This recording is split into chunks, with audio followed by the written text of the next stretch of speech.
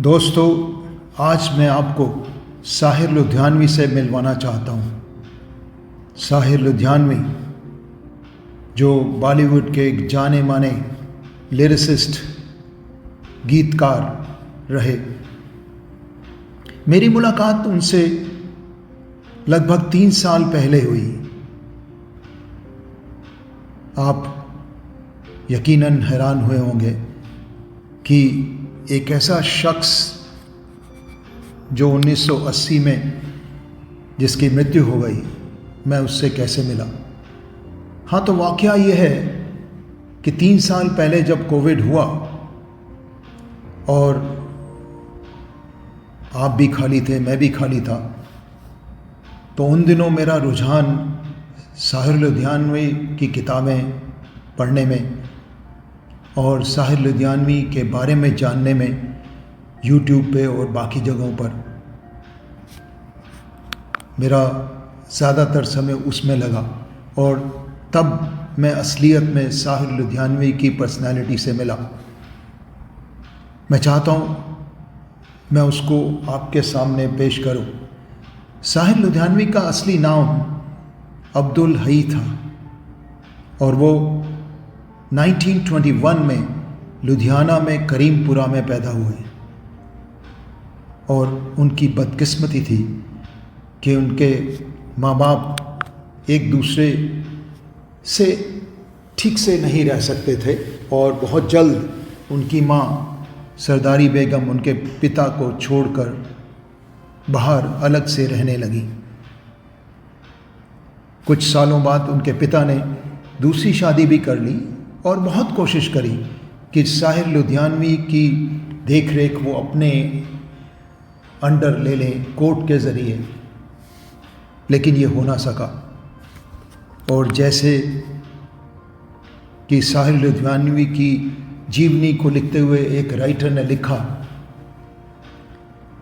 कि साहिर लुधियानवी को पूरी ज़िंदगी में, तमाम ज़िंदगी में एक शख्स से इंतहा मोहब्बत थी और एक शख्स से इंतहा हेट्रेड।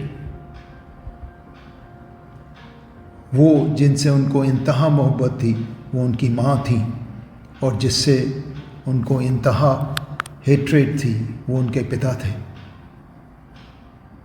इस ऐसे वातावरण में उनका बचपन बीता।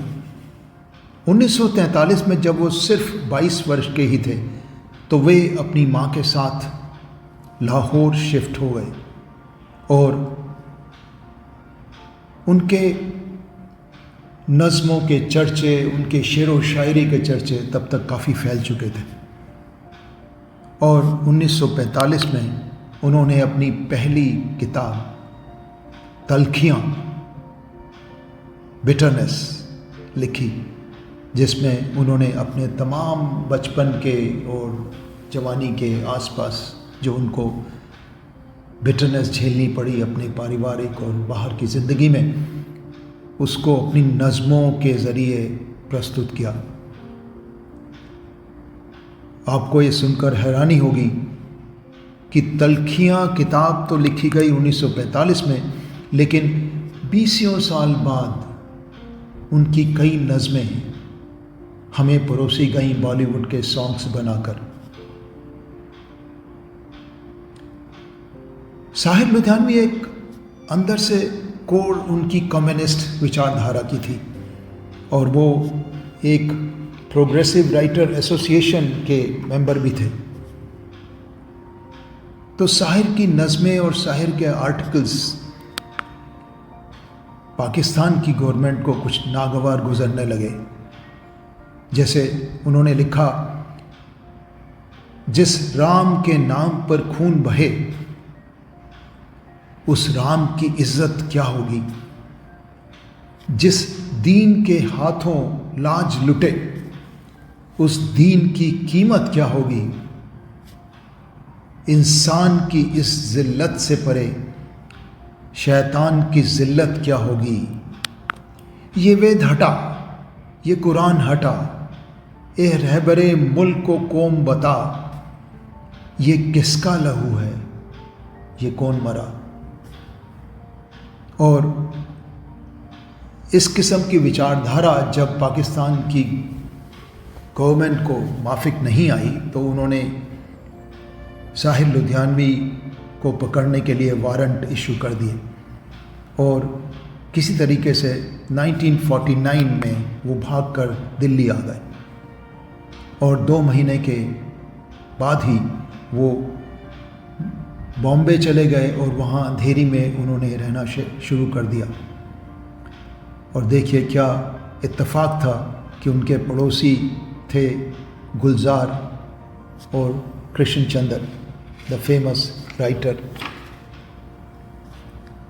और फिर साहिर को बॉलीवुड की फिल्मों के गाने लिखने पड़े। जी हाँ दोस्तों, मैंने ये शब्द जानकर इस्तेमाल किया, लिखने पड़े, क्योंकि ना तो वो ट्रेडिशनल शायर की तरह खुदा, हुस्न और जाम के बारे में लिखा करते थे।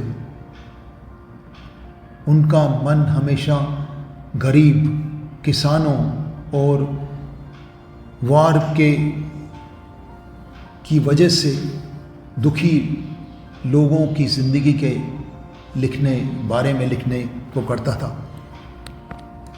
लेकिन फिर भी ये हमारी खुशकिस्मती है कि उनको पैसों के लिए ही सही, रोज़मर्रा की ज़िंदगी को काटने के लिए ही सही, उनको बॉलीवुड के गाने लिखने पड़े।